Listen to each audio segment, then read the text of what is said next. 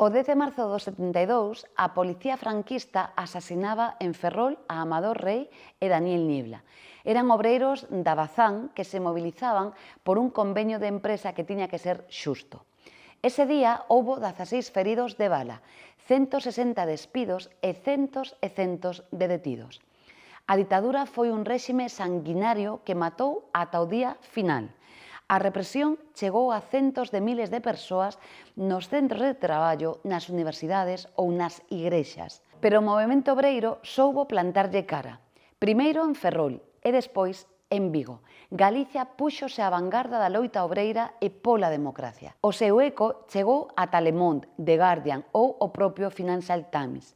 Franco faleceu na cama, pero o franquismo morreu na rúa. A democracia en España non foi ningunha concesión, foi unha conquista da xente traballadora. Agora, outra forma de extrema dereita volta a perseguir aos sindicalistas, aos dereitos laborais nos Estados Unidos ou na Argentina e tamén no noso país. Teñen o mesmo corazón de pedra e a mesma brutalidade.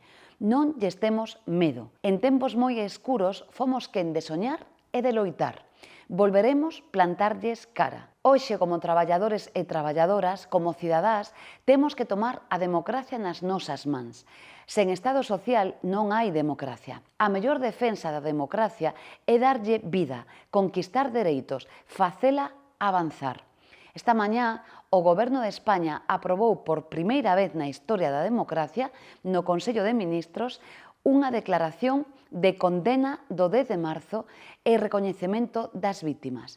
Un acto de memoria democrática que implica verdade, xustiza e reparación. O Día da Clase Obreira Galega é a memoria dunha esperanza, a que une os dereitos laborais e a democracia. Porque a mellor homenaxe sempre é loitar. Feliz Día da Clase Obreira Galega.